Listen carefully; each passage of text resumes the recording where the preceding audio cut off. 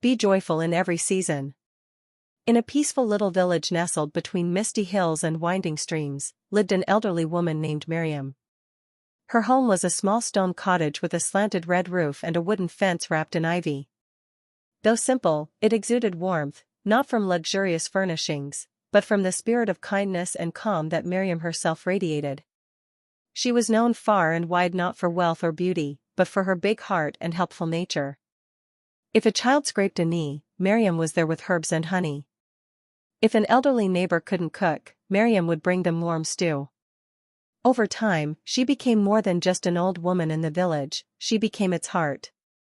Despite living alone since her husband passed many years ago, Maryam was never lonely. Her days were filled with laughter, visitors, and gentle conversations. The villagers took care of her in return, bringing her food, helping with repairs, and keeping her company on long evenings. She never asked for anything, but always gave. One crisp autumn morning, Maryam stepped out of her home wrapped in her favorite woolen shawl. The sky was pale blue, and the trees wore crowns of amber, gold, and crimson. She held a woven basket in one hand and a walking stick in the other, planning to gather some firewood from the forest before the colder days arrived. The forest edge wasn't far, and as she entered its calm embrace, the sound of crunching leaves under her feet filled the air. Birds chirped from treetops, and a gentle wind carried the scent of pine and earth. Maryam smiled, grateful for nature's peace. She wandered deeper than usual, hoping to find dry wood not yet taken by other villagers. As she turned a bend near a cluster of old oaks, something unusual caught her eye, a round, rusted edge poking out from the ground. Curious, she knelt beside it, brushing away dirt and fallen leaves with her hands. To her amazement, she uncovered a large, ancient-looking pot, half buried in soil. The metal was aged but sturdy, and when she pried it open, her breath caught in her throat. Inside was a pile of shimmering golden coins, gleaming even in the forest shade. Maryam's heart pounded. She touched one of the coins, half expecting it to vanish like a dream. But it was real. Very real.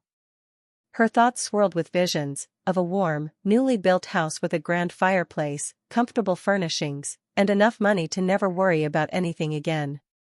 For a moment, she allowed herself to dream. She pictured herself sitting on a cushioned armchair, sipping tea beside a flickering fire, reading her favorite books while snow gently fell outside. She imagined inviting all the villagers over and repaying every kindness ever shown to her. But reality struck, the pot was heavy. Far too heavy for an elderly woman to lift, let alone carry all the way home. She stood back, thinking. After some time, Maryam remembered some planks of wood near an old tree trunk she had passed. She went back, fetched them, and began crafting a makeshift sled, tying the pot securely using a piece of cloth from her shawl.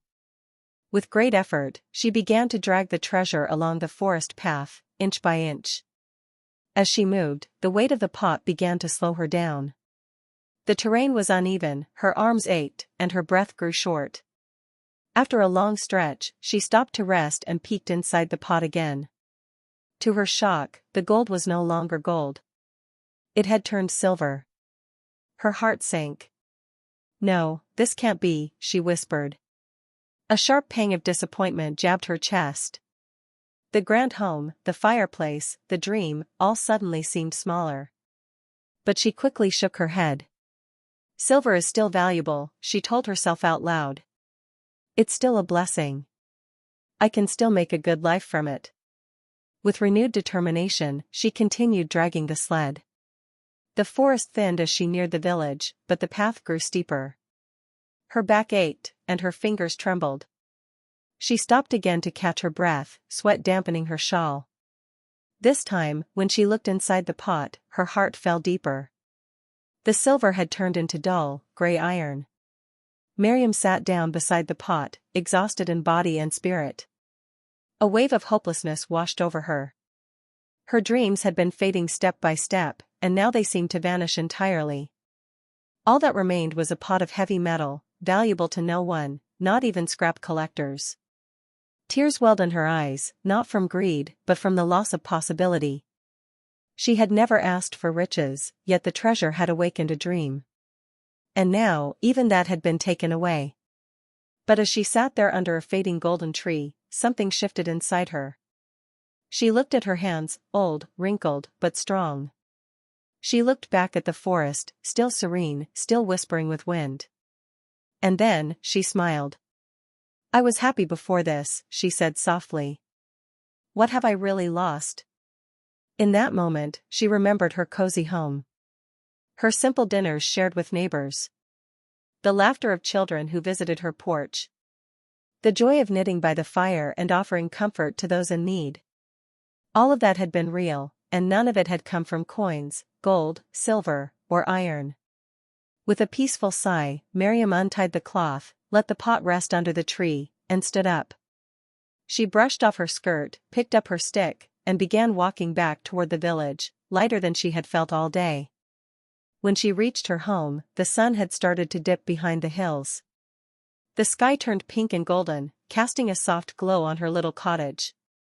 She entered, lit a fire, and brewed a pot of tea. As she sank into her old but familiar chair by the hearth, a deep sense of contentment filled her. No gold, no silver, just the gentle warmth of her fire, the sound of wind outside, and the quiet joy of a life well lived. That evening, a knock came at the door.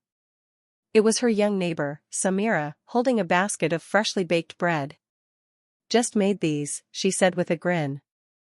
"Thought you might like some." Maryam took the basket, smiling. "You always seem to know when I need something sweet." The two shared tea and bread by the fire, chatting about everything and nothing. And in that moment, Maryam realized she was the richest woman in the village, not because of treasure found in the forest, but because of the treasures of love, connection, and gratitude. From that day forward, Maryam told no one about the pot. Not because she was ashamed, but because she didn't need to. The forest had given her a gift far more valuable than gold, the reminder that true joy lives not in what we possess, but in how we live, love, and give. And so, Maryam continued her life just as before. Helping others. Welcoming neighbors. Finding beauty in small things.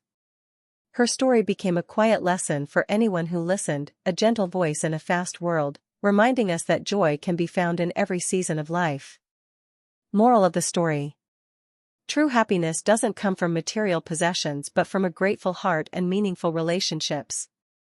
Joy is not something we chase, it's something we choose, again and again, no matter the circumstances.